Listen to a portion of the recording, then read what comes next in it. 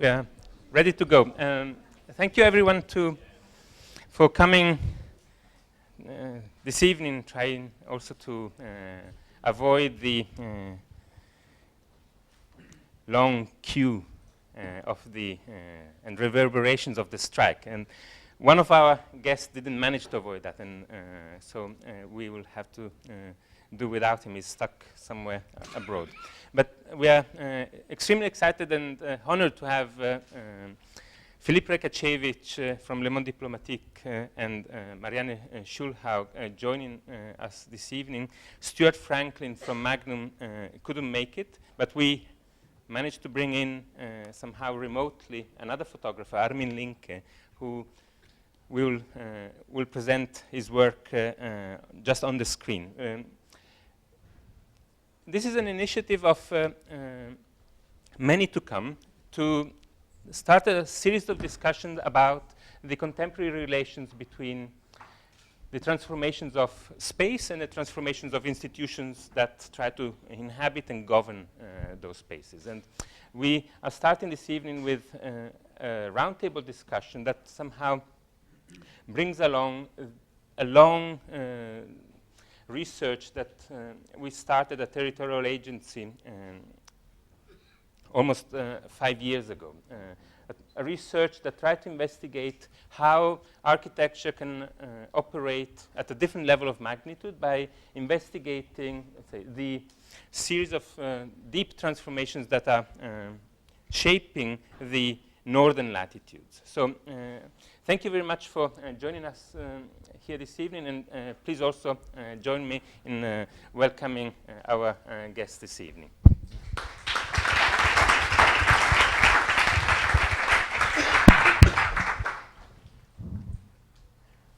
So let's try it.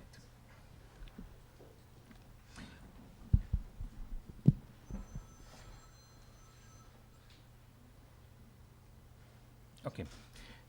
The North is usually seen as a situation of complete and untamed nature. It's usually conceived as a huge white space somewhere up there, a space that is always a space of differences, a space that is usually conceived of as to be conquered, to be explored, to be investigated from the south. And this particular condition that in order to look at the North, we can only conceive of it as a space that is beyond our reach, brings about it a series of deep problems for today's architecture. And the contemporary situation of the North is showing itself at odds with that situation of being remote. The transformations that are investing the spaces of the Arctic and the subarctic, both in Europe, America, and Asia, are showing that the contemporary territories of the North are deeply entrenched with a series of global circulations. Global circulations, and I'm showing, as I'm speaking in the background, some of the images that somehow epitomize that space. These circulations are originating far away from the Arctic and subarctic and are entrenching almost in a dichotomy that space. So that what we are seeing and perceiving is a constant rise in the necessity to somehow know more about the space in order somehow to protect the beautiful landscape, the very fragile territories of the North, from the hyper-industrial and deep set of practices that try to conquer the newly accessible mineral, biological, military, biopolitical, and geopolitical resources of the North. The contemporary structures of the Arctic are no longer just structures of the formation of the space of the international, as in the early 50s, where we tried to set up international institutions to govern a space that was somehow trying to get out of the long crawl of the Nazi terror, today we see that the operations that are shaping that particular mixed space of the North are operating both above and beneath the level of the nation state. So the question that we would like to ask this evening is whether the ways by which we try to measure, by way we try to give account of those transformations are somehow inhibiting a crossover between disciplines, and whether architecture can play an initial role in trying to bring back together the description, at least, of that space as a coherent and integrated space. Today, observing the North means more and more a situation where there's an escalation of demands and an escalation of specialization.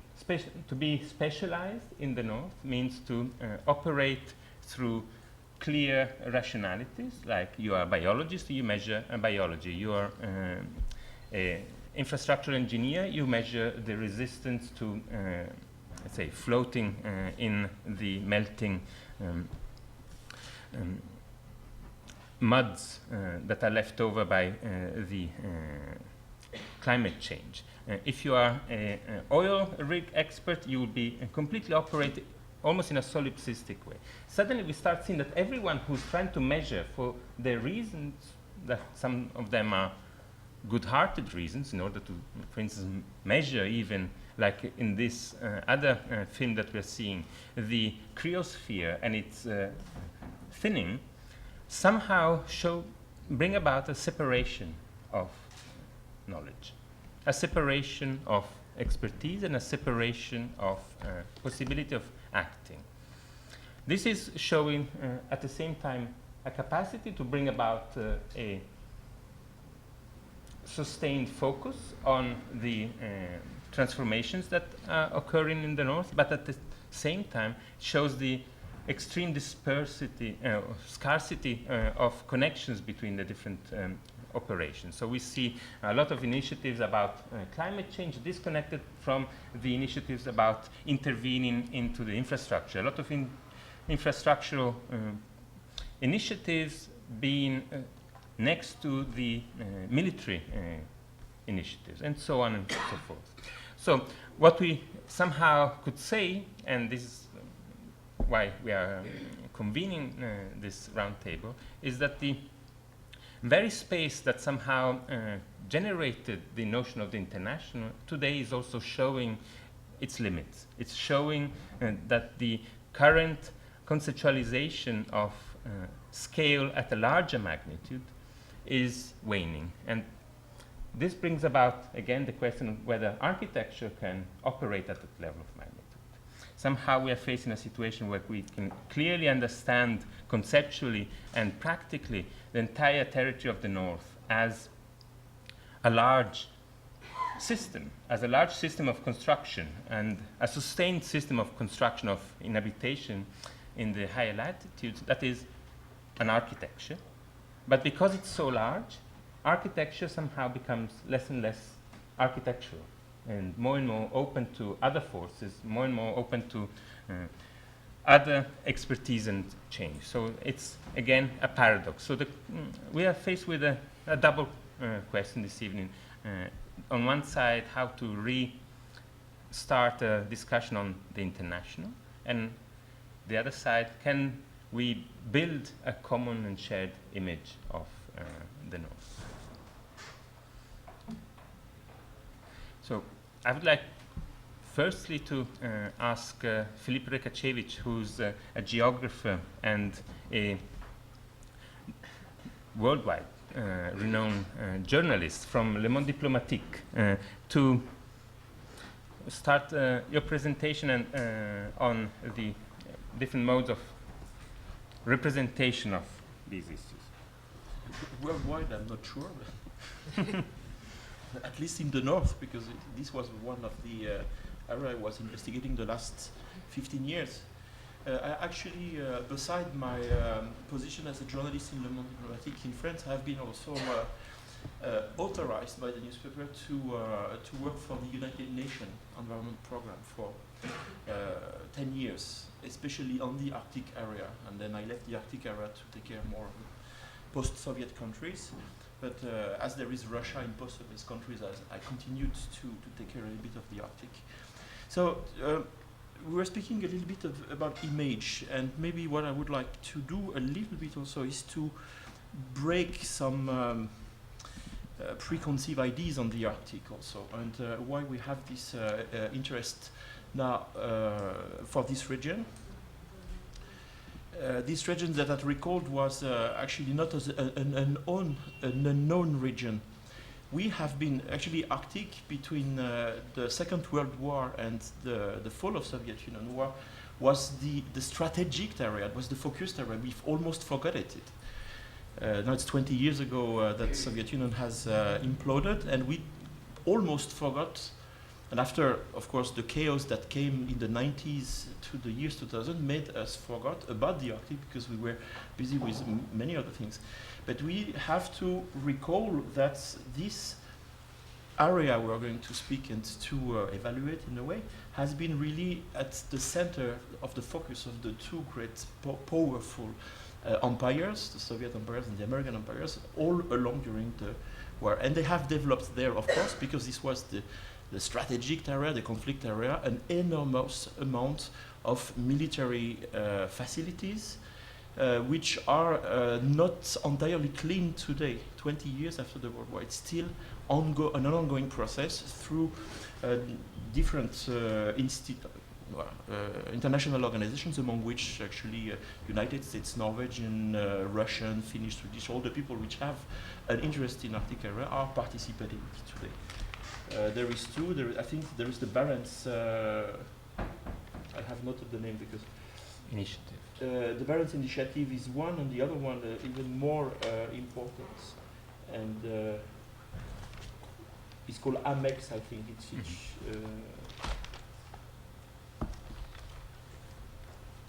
yeah. Well, I will find it back a little bit later. So we have been forgetting about the area, and then it came back at the light of the news. And what is in the news? In the news is the first things. In the context of the global warming, suddenly we have been focusing more and more on the Arctic area for two reasons. Because it's supposedly to be full of resources, but it's also supposedly with the reducing the ice melting and the reducing of the ice, going to an open sea, which supposed to be to allow navigation, to facilitate transportation, but we will see it's not that easy, and make the way shorter, safer, and cheaper. So in the context of global warming, of course, all are alert. Countries like China, Japan, Korea, all the industrial countries, whether it's, you can consider them as traditional, old, developed industrial countries, which are actually maybe degrading compared to what is China and India doing today, they are very aware and very alert to this new possible corridor, and they are thinking now and starting even to build boats which would be able to go through this very hostile environment with ice cubes everywhere, with double hull. I don't know if you see, or even triple hull, if it's the appropriate English word for the boats.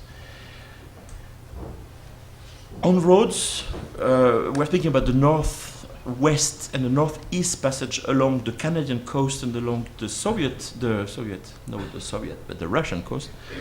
Of course, supposed to be much shorter to actually transport and convey all the merchandise and the manufactured goods by that way instead of the Suez Canal, or it's from 23,000 kilometers, the pathway will be reduced to 15,000 kilometers, so you save a lot of money. It's supposed to be much safer because you don't have any pirate, well maybe, but not yet, and much cheaper because you do some economy. But this is what the news are saying, which is what the media are saying. But what the media is not saying is that if the ice is reducing, it's not disappearing like this out of the blue. It's actually fragmenting into millions of huge ice cubes, which are going to float without any control. When you have an ice sheet, you have, and when it's really large, like a continent, you have a good control out of it, and if it breaks, then you can monitor it. But when you have millions of huge ice cubes of the size, sometimes the size of London maybe, moving all around, and even smaller than that, this is extremely dangerous for the navigation. So it's not absolutely obvious that it will be the revolutionary road for the future. Maybe it will be just impossible to navigate because far too dangerous. Unless you have boats that really can crash into those ice cubes and survive. So this is one point which is very important, because today experts are trying, but they are speaking, of course, out without being heard, in a way that this is not, this very supposedly easy way to navigate is maybe not coming. And anyhow, this would be the fact. You would need infrastructure all along those coasts. So if you look at the map,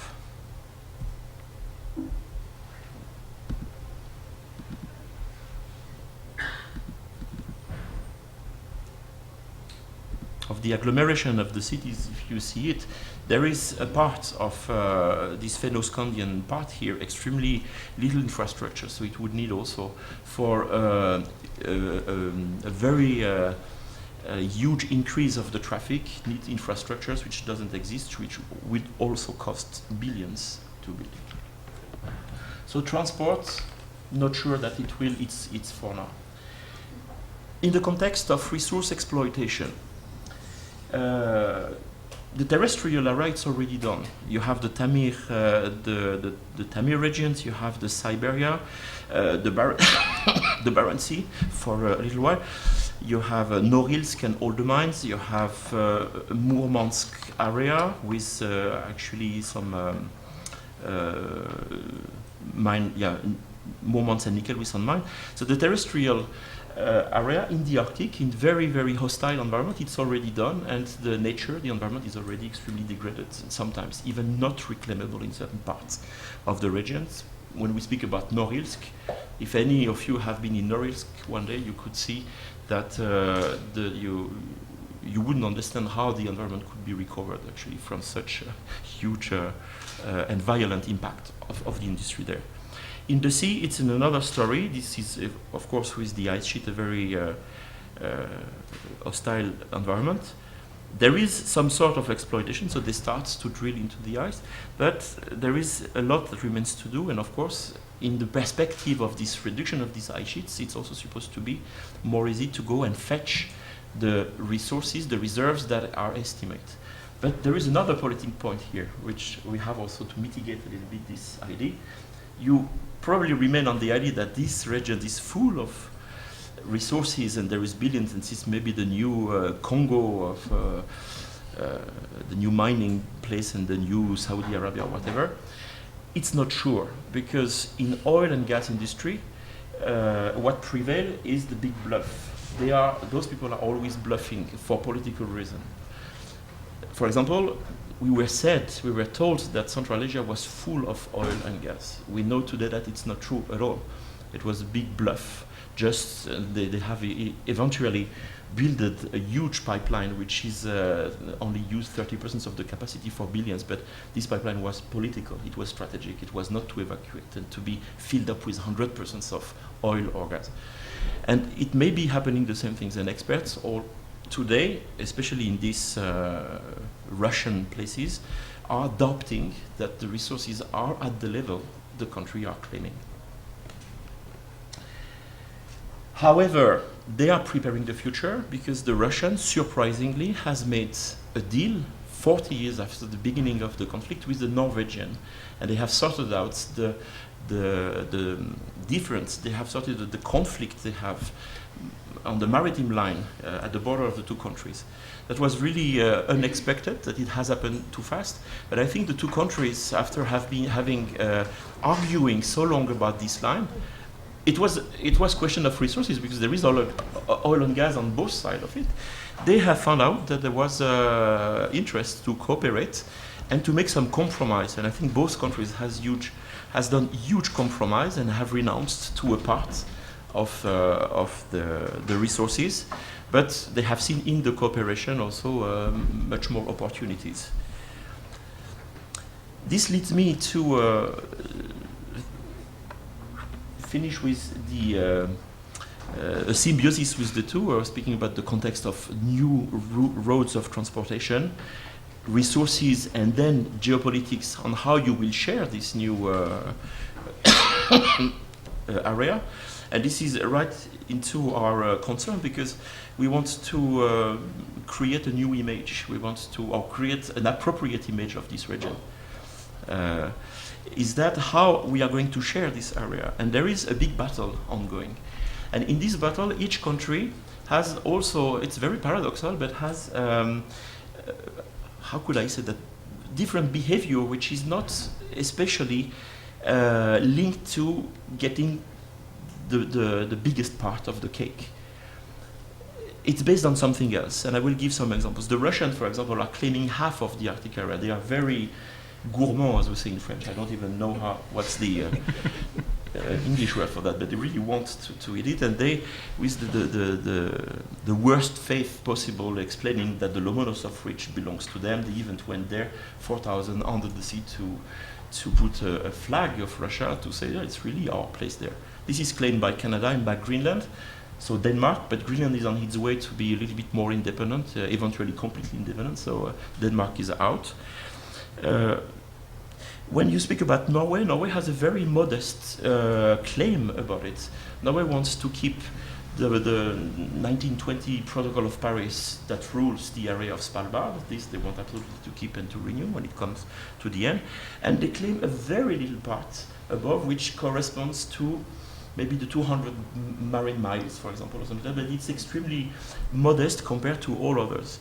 United States, for example, has been trapped because they have, as always, refused to sign the Convention of the Sea, as they have refused to sign many other conventions. But the countries were allowed to send officially a claim to the UN only if they have signed this convention. And when they realized they didn't have this convention, they were not allowed to send their claims. So suddenly, this has been on the top priority agenda of, it was Bush at the time, and in less than 6 months they have signed the convention and ratified it, which means that when they want, they can do it extremely fast. They don't need to wait ages on that. And then they have put a claim, actually, here on this part of the territory. Now to conclude these geopolitical aspects, what is important here is now you have these links between transportation route and geopolitics. If the Norwegians and the Russians have solved here this conflict, there is two or three remaining conflict between two countries, which is supposedly to be extremely good friends, which is Canada and United States. They have many different things, more or less serious, they fight against. First of all, there is big water transfer from the Great Lakes to the south of United States to feed cows and McDonald's company. And they don't agree on this. There is an oil pipeline which is actually frozen between Canada and United States. This is another way. But much more serious, the Canadian does recognize this road here as a Canadian road, and they want to have full sovereignty on it. It's not the position of the Americans, which are supported by actually European Union. They say this is an international corridor, and United States and European Union want a full control over this passage. And this is extremely serious, and this is still an ongoing fight within allies. They are all from NATO, they are all friends, they are all partners, economical, military, etc. So this is what we can say for trying to set up a little bit what's ongoing there, what's the images. We really have to mitigate this idea that there will be an Arctic revolution.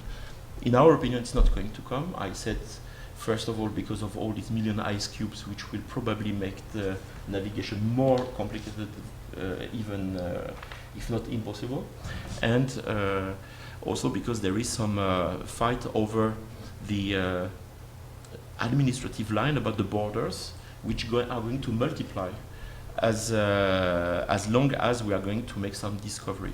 And the discovery, we speak about, I don't know if you see it very well, about the potential resources. So the violet is oil and gas, and you see oil and gas offshore in the sea, and the red and the green represents here the oil and gas terrestrial.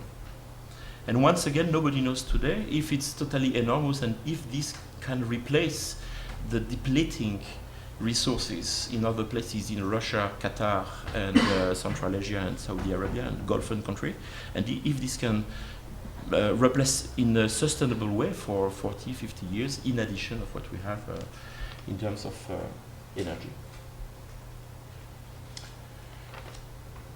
I don't want to finish without saying that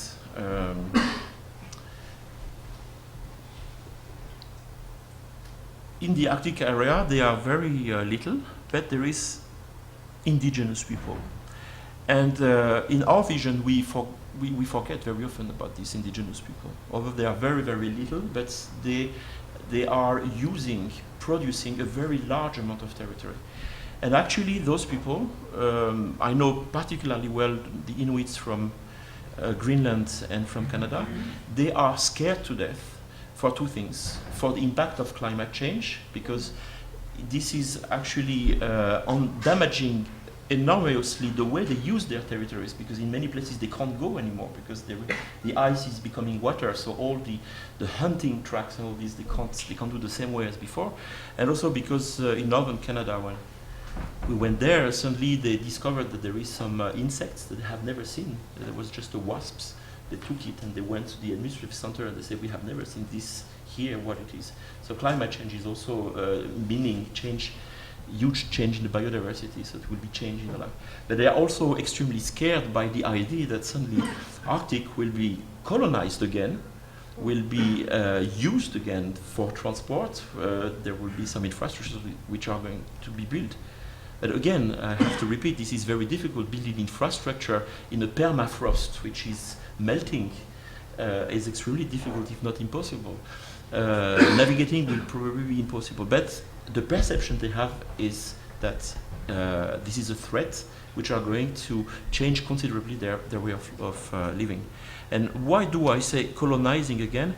Because there is this very strong impression in all the indigenous people, group of indigenous people, which are grouped in, actually they are collaborating all together in the circumpolar area. There is an association. Their perception is that it's a recolonization of a space which has been colonized before. For example, in Canada, the Inuits are doing a huge amount of work to change the toponymy, to change the name.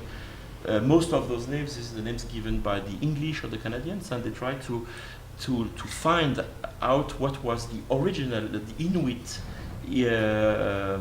original name, to change from a bay of the King or the Queen Victoria Bay, to change it into something which is more vernacular.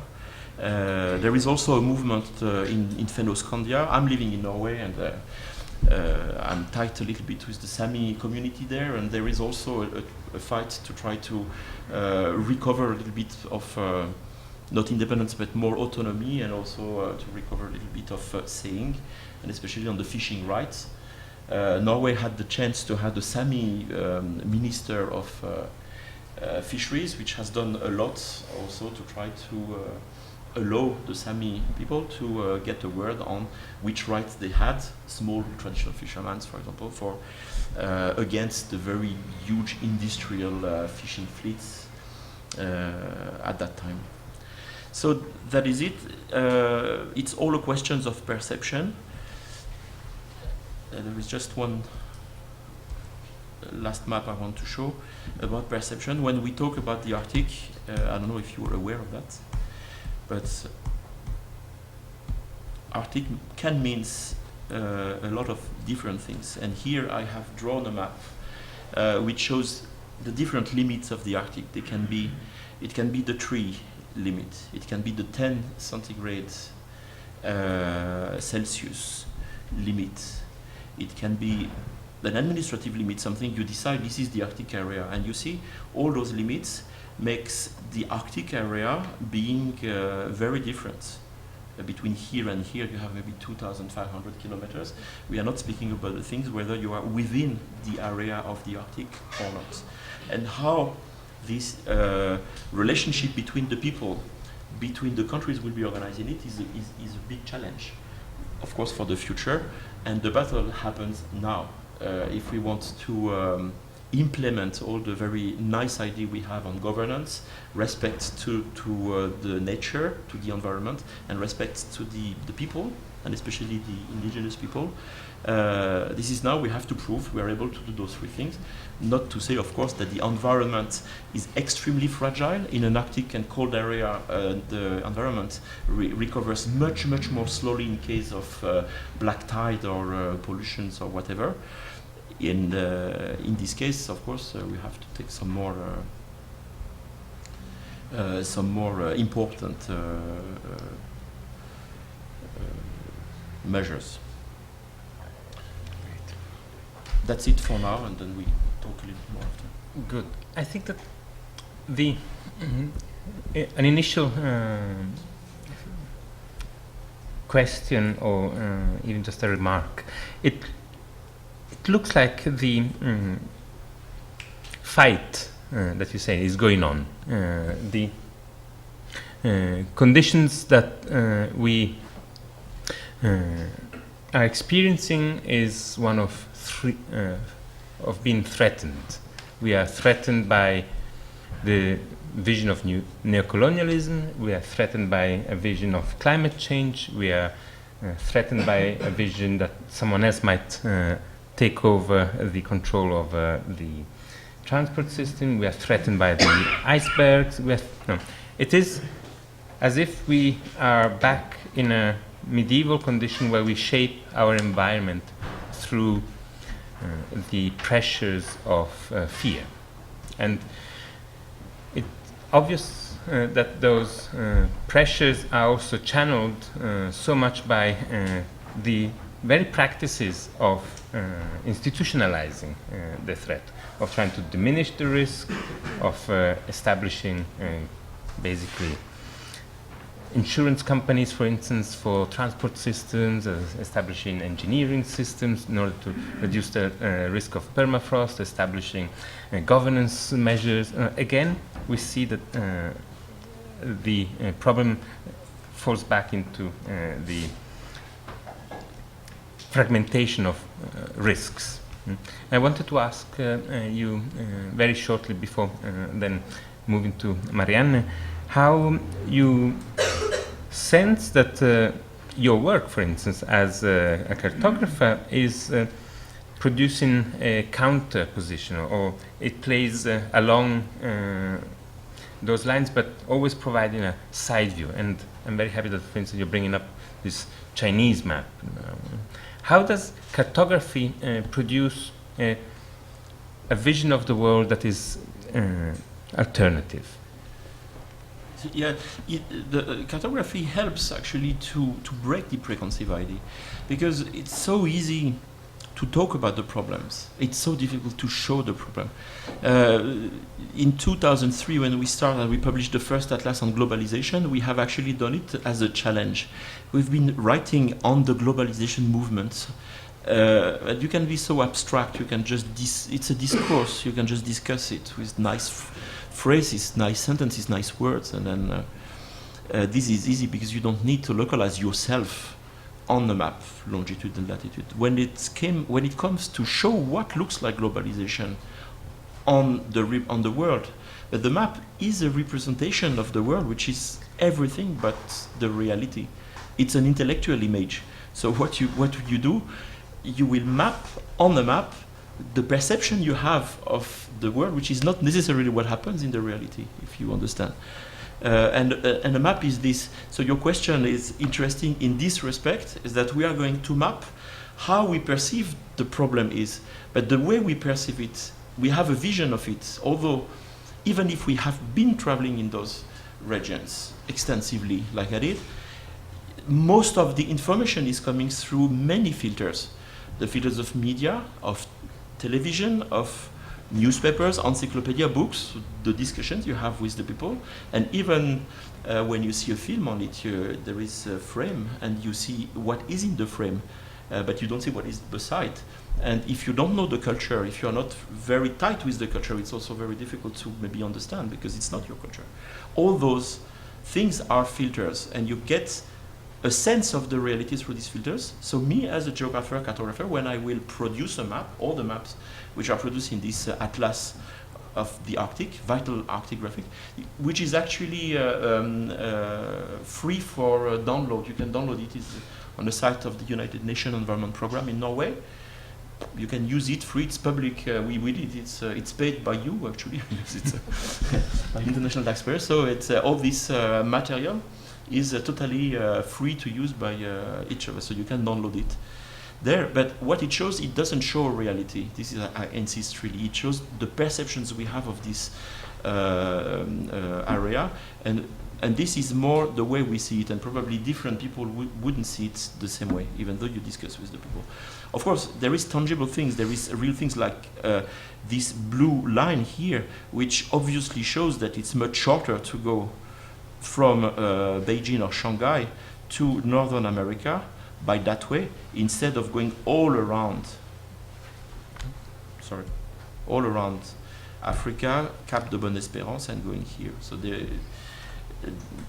and even though we have here a representation of the world, which is a polar one, and it's very distorted compared to what it is in the reality. So even just the projection you choose is already something extremely subjective, with open door to manipulation. So what is interesting is, of course, to draw our perception. So you have a map, which is the perception of the cartographer, but which is even more interesting is to work together with the people which are living there, indigenous or not indigenous, actually, because if I put the map, no, I don't have it.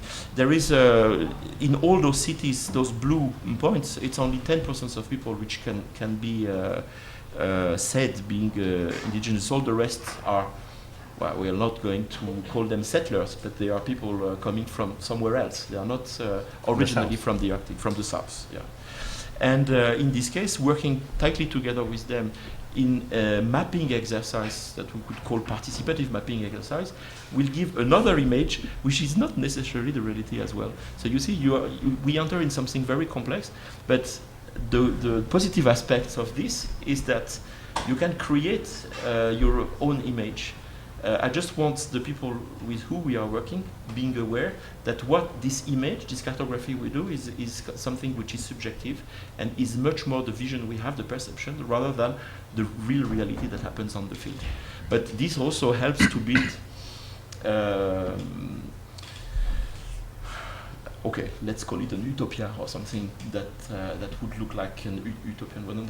As I said, this is also the positive challenge, is that we have an environment which is to be built with governance, with environment protection and people protection. This is the three things I think is where we have to invent a system, political, economic, etc., which work according to the beautiful idea of human rights we have developed in our countries. Great. Maybe we switch back.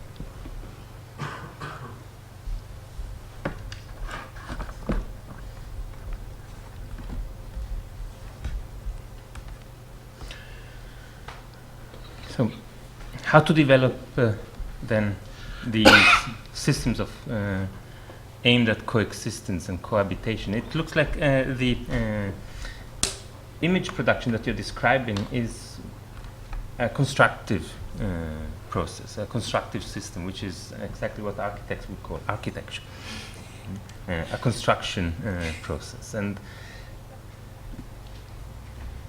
Marianne Skjulhaug, you're currently the head of the Bergen School of Architecture, and you've been investing really enormous energies in trying to shape that school, but also trying to shape the project of building what Philippe was calling the beautiful project of human rights. can you tell us more about what it means to operate through institutions in the North? Yeah, I can try. First, I will say I'm not at all an expert on the North. So my position today will be representing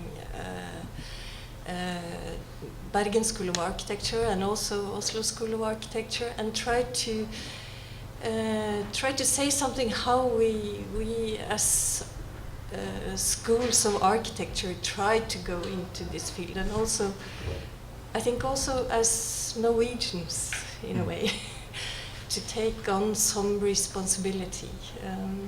And just to explain for you, this is my school. It's in the silo in the middle. It's in Bergen, and it's on the coastline. You can take it next.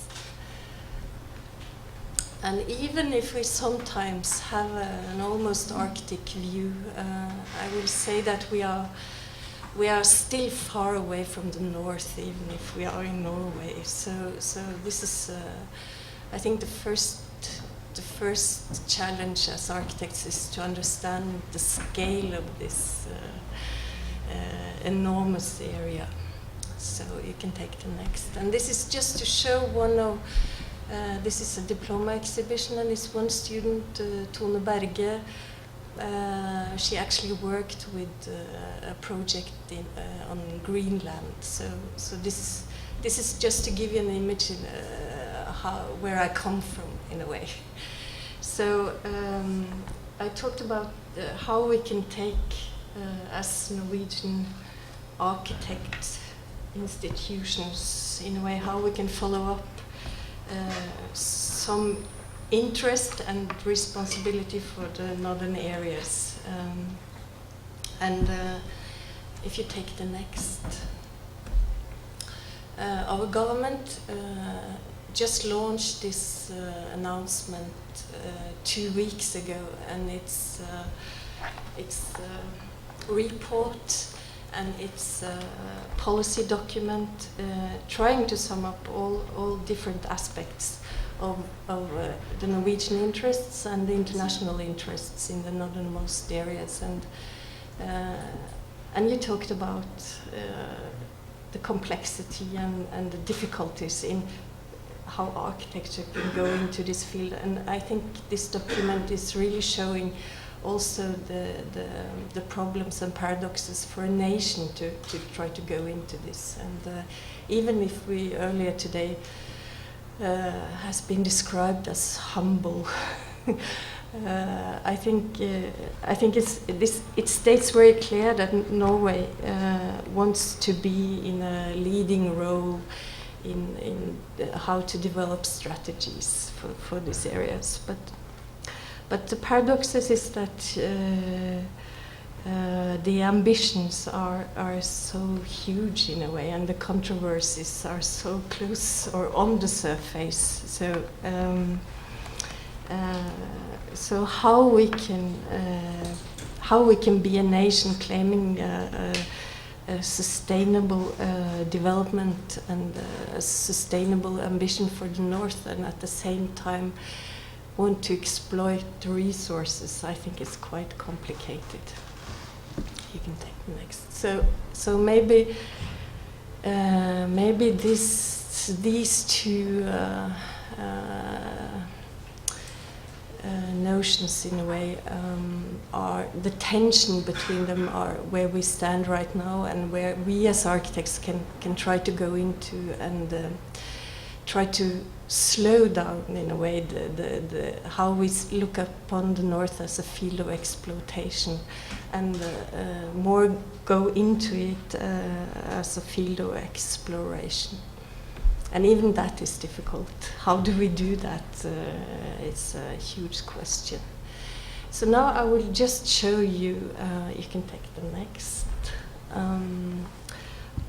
I will just show you how we, being this small school in Bergen, how we the past 4 years we've had 5 different master courses or units trying to deal with these issues, and that's quite a lot actually, 5 out of 12 I think. So I've just tried to explain the different ways we've tried to go into this field, and of course we want our education to be relevant, so, and we want to take some responsibility. Not a leading role maybe as Norwegian architects, but it's yeah. So the first, this is an image from Hammerfest, where you can see the city in the foreground, and this is a city, believe it or not. And I think this image shows quite clearly the situation. You have the remote, huge space of nature, and you are on the edge in a way. This way of thinking. So the first course we had was called, you can take the next, Barents 2058. You can take next, yeah. And it was in 2008, and I think I would just read the introduction to the course. It's a new understanding of the northernmost areas of Europe is emerging, like we've heard today. Oil and gas found in the Barents Sea can become Europe's most important petroleum source. And the Barents region has large natural resources, such as fish, untouched nature, and minerals. Scientists predict that global warming will affect the Arctic ecosystem heavily. And this was in 2008, I will just remind you. The big melt will open up for new transport corridors and make larger areas accessible for industrial development. And the old East-West conflict has already started to be replaced by East-West cooperation. Russia is stepping up as an economic superpower, and the bilateral relationship to Norway is developing into a delicate balance between cooperation and industrial competition. So this course tried to deal with scenarios for this Barents region and this how do you say, this border question. And that was, I think it was a stepping stone for going into this, but it's, I think the next, it was not that productive in a way to work with, because it was hard to escape the pre-consumptions in a way. Yeah. And then we had one course in 2010 with Dean Simpson as a teacher, and he worked with the students with the cruise ships. It was called Northern Lines, and explored how the cruise traffic along the Norwegian coast affected the infrastructure and the cities along the coast. And it was, I think it was a very productive course that opened this new field of seeing the super local and the global together as I'm sorry for my synergy. Yeah. Connection, synergy. Yeah, yeah. Completely relating to each other, yeah, and not as isolated parts. And then we had one course with Thomas Wiesner as a professor, where the investigation, the course was called Remote Here and Elsewhere, and where we really tried to dig deeper into the super local. The studio will explore the radical particularities of simple dwelling unfolded in remote architectural settings. The studio work will place particular emphasis on social, cultural, and philosophical implications in regard to sustainability topics, all the while maintaining a critical, conscious, and architecturally creative stance. Studio work will focus on the unique specificities of Norwegian architectural matters to probe the future potentials of remote dwellings. And this is maybe the most important in a globalized world, coping with architectural extravaganzas, project branding, and overall dissemination of similar spectacular. The studio will attempt to establish an active field of timeout, an investigative moment with the potential for elaborating various approaches to probing oblique architectural proposals with a renewed, humble sense for the particularities of specific remote dwelling. And I think the experience from this course really gave us this humble, almost meditative way of going into these matters, and revealed the local as a field of investigation. And then the fourth course was, this is a result from this this course, that they worked with the cottage of Wittgenstein on the west coast of Norway. And then the almost last course was actually supposed to be in Africa, in Burkina Faso, and because of political reasons we had to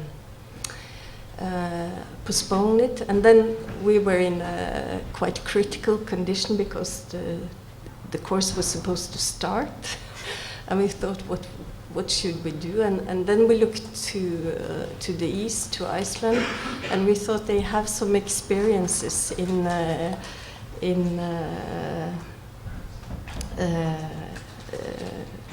through the financial crisis to have to turn around quickly and to cope with the unexpected. So we invited Studio Granda, and the course was called the Eastern Promise Force Majeure, and they worked with a small place in Iceland, Egilstaðir. That was a place where they had huge ambitions, and they had a decline, and now they really don't know what to do with it. So the student worked with different strategies in how to cope with the decline. And then the last course going on right now, I think, is we have learned from the other courses. It's called this is from Iceland. It's not from Egilstaðir. It's just an example how a Chinese investor wanted to buy a farm on Iceland, but the politicians rejected him just some days ago. But these are some of the forces going on. And the last course is called Emergent Arctic Landscapes. It's also focused in the Barents region, and where we allow the students to really go into this without any preconceptions and completely open.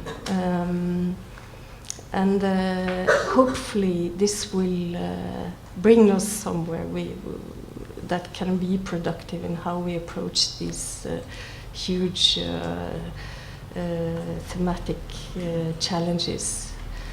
And there is also a blog you can follow now to see how this is working out. And there is one image showing. If you go to the next. This is one of the students on the course trying to deal with the complexity of identity in the region. And this is, of course, a question of the indigenous people, indigenous culture, but also, as you said, Philippe, that is not so easy to define in a way, because you'll find different views, and this is a way of trying to deal with that, to show how complex identity can be in this area. So these were 5 examples on how we try to approach this extremely interesting and challenging field. And then I just brought a kind of time satellite photo. It's my father and my uncle in 1934, and it's also about distance and scale. He grew up in the north and decided to move to the south in 1960, and I think the distance in culture and understanding on that time was like for me deciding to move to China today or something. So I just wanted to bring that to you. 68° north. Yeah. It's almost as far as you can get. No, it's not. You can get, it's halfway. Almost. This is interesting. So there's a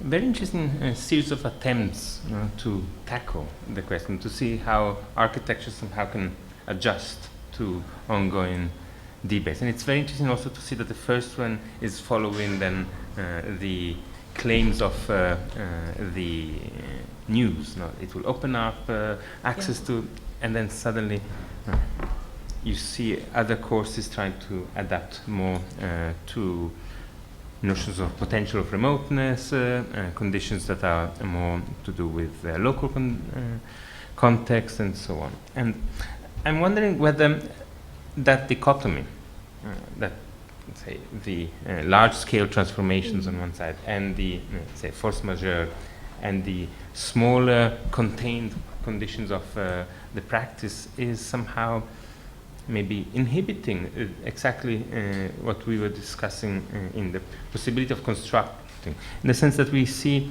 on one level a huge effort to step out of the known way of, for instance, studying architecture and engaging architectural students. So you reach out and you operate beyond what is the usual circumstances, and on the other side also an attempt to institutionalize. So basically you step out, but then you immediately follow with the institution, and the policy is again a way of bringing governance. And I was wondering if you could tell us a little bit more of how you see your upcoming job, because this is, let's say, Bergen, but in January, that is in a month, you will be leading the new institute, the Institute of Urbanism and Landscape in Oslo. And what are the challenges there on an institutional level? I think there are many challenges, of course, but I think mainly the Oslo school has this very traditional way of kind of the branding of the school is connected to Sverre Fehn and his works, of course. So the Institute of Urbanism and Landscape is a new track in a way, and I think that is the main challenge, to work with the expansion of the role of the architect and the architecture. And we are also working with establishing a new education for landscape architects in Tromsø. And I think it's many challenges connected to that, and of course that strategically that is very important when we discuss these matters. And I think I have to the Ministry of Foreign Affairs says that these strategies for the North are the most important for the Norwegian foreign affairs. So in a way we look upon this as the most important political international part of what we're doing as a nation. And I think this is interesting, because suddenly you start seeing that even the academic world somehow adapts to national interests. And that is historically in the North been extremely problematic. For instance, you mentioned, Philippe, of course, the entire Cold War era was exactly dominated by the possibility of having knowledge production in the name of, let's say, the logics of the state. And the possibility then created the Rand Corporation, the think tanks, and the possibility even of producing knowledge, let's say, still within the systems of international politics, but under somehow independent lines. And how is there a debate in Norway about this connection to state-driven policies?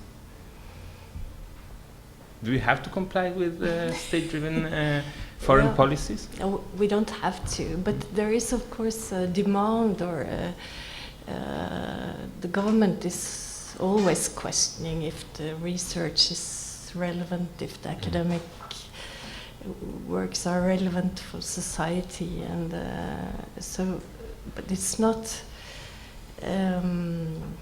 You can't say it's a strict requirement, but I think, for me personally, I think it's important that we, as academic institutions, in a way, try to cope with relevant matters. So, you're really, in that sense, when you're trying to expand the field, you're also pushing the new institute, for instance, away from the, let's say, usual tracks that are what an architecture school is expected to do. And I think that is a really interesting thing, because then it demands also courage and to be brave in order to set up these things. And I think that in that sense there's a tension. And about stepping out, I wanted to drop in between with a little greeting from our mappings in DIP 4 this year, and maybe it adds up to the definitions or about the Arctic, because we have one of our students, Joshua, has done a map where he goes on latitude 60, which is goes right through Helsinki. It leaves St. Petersburg south and Oslo and Stockholm south.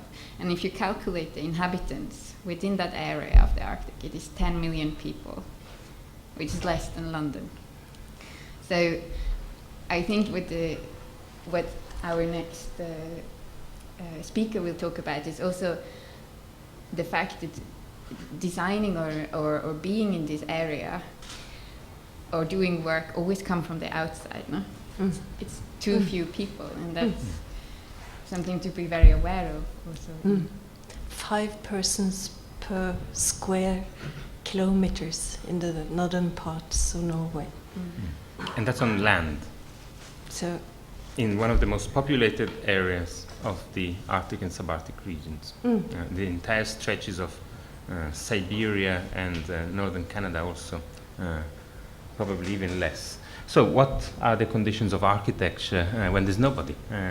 What does it mean to think of sovereignty without inhabitation? And I think that is probably how then we can bring in, before we move to Jen, a little interlude of a photographer, a work of a photographer. This is something that Armin Linke sent us.